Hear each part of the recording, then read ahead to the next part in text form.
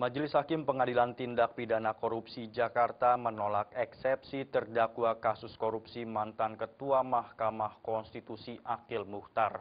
Dengan ditolaknya eksepsi terdakwa, sidang perkara Akil akan dilanjutkan hingga putusan akhir.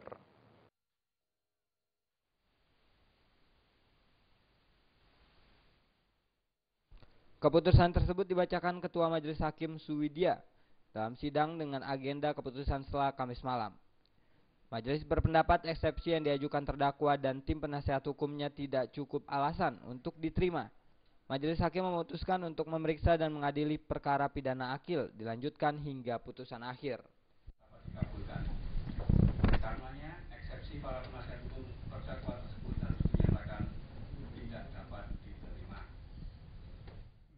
Sementara itu, saat ditemui selesai sidang, Akil mengaku tidak puas atas putusan tersebut.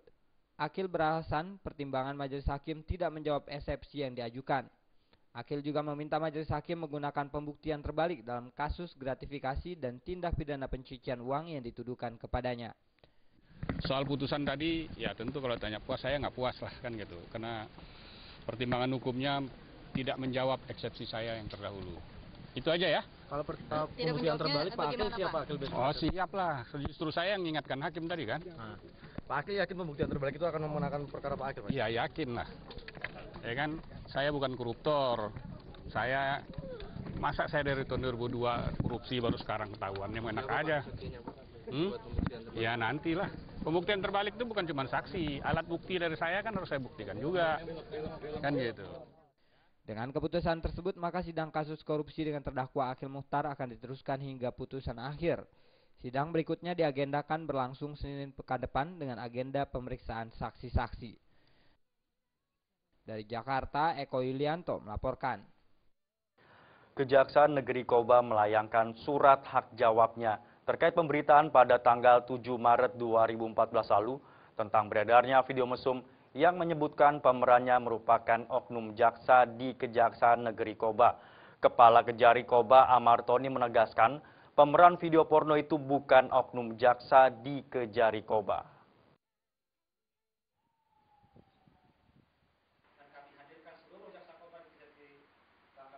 Kejari Koba Amartoni membacakan dan menyerahkan langsung surat jawaban terhadap awak media yang bertugas di Kabupaten Bangka Tengah Rabu siang. Surat jawaban tersebut diterima langsung oleh Muhammad Tamimi, wartawan Rakyat Pos yang menulis surat berita tanpa klarifikasi. Adapun surat hak jawab Tempo.com akan dikirimkan langsung ke alamat redaksi.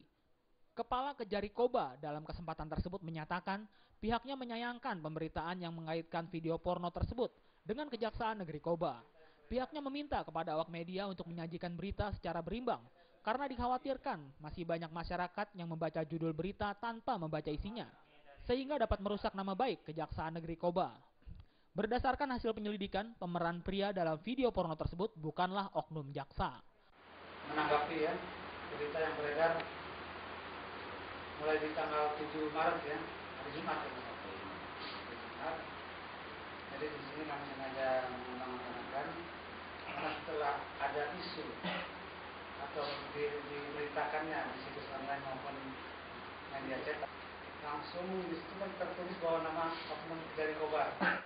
Sementara itu Tamimi, wartawan Rakyat Pos di Bangka Tengah yang menerima hak jawab dari Kejari Koba, mengaku apa yang dilakukan oleh pihak Kejari Koba dalam mengklarifikasi berita sudah benar.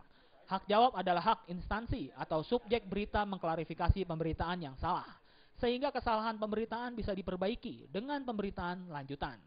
Apa resmi dari Kejaksaan Negeri mengenai pemberitaan video mesum oknum jaksa, ternyata seperti disampaikan oleh pihak Kejari itu bukan. Artinya itu kan kita konfirmasi kembali melalui media juga.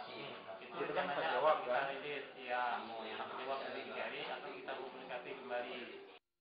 Dari Koba Bangka Tengah, Fahrul Rozi melaporkan.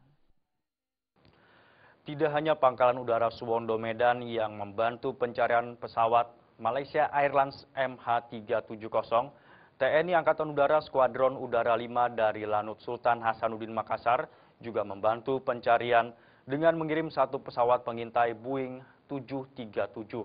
Pencarian yang dilakukan TNI Angkatan Udara Skuadron Udara 5 ini sudah keempat kalinya, namun tidak juga membuahkan hasil.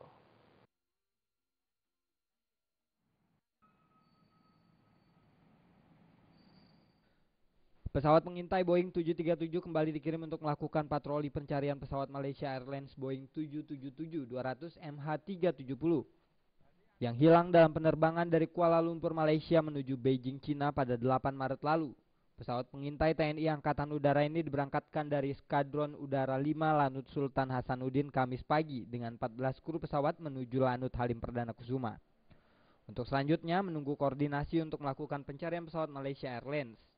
Komandan Lanut Sultan Hasanuddin Marsma TNI Dodi Trisunu mengatakan, pencarian Malaysia Airlines oleh Boeing 737 ini sudah keempat kalinya dan telah melakukan pencarian di Selat Malaka dari ketinggian 15.000 kaki, namun tidak menemukan objek pesawat. Nah, ini kan belum tahu, tergantung dari permintaan Malaysia dan juga perintah dari Komando Operasi 1 yang ada di Jakarta. Jadi kita menunggu saja, kita siap perintah kapan saja berangkat, kapan saja kita di stop, kami siap. Pak, selain itu Selat Malaka di mana lagi tujuannya, Pak? Jadi kami hanya mengirim, karena yang diminta adalah satu pesawat pengintai, makanya kita mengirim satu dengan kru. Satu setting kru lebih kurang 14 orang. Marsma TNI Dodi Trisunu belum mengetahui sampai kapan pesawat Boeing 737 ini akan melakukan pengintaian. Namun masih menunggu koordinasi dari Korps AU-1 Halim Perdana Kusuma. Kendati sudah keempat kalinya, namun pencarian juga belum membuahkan hasil. Keberadaan pesawat komersial milik pemerintah Malaysia itu hingga saat ini belum diketahui keberadaannya. Dari Makassar, Sulawesi Selatan, Ilham Hussein melaporkan. Kabut asap di Riau semakin memburuk. Informasinya setelah yang satu ini.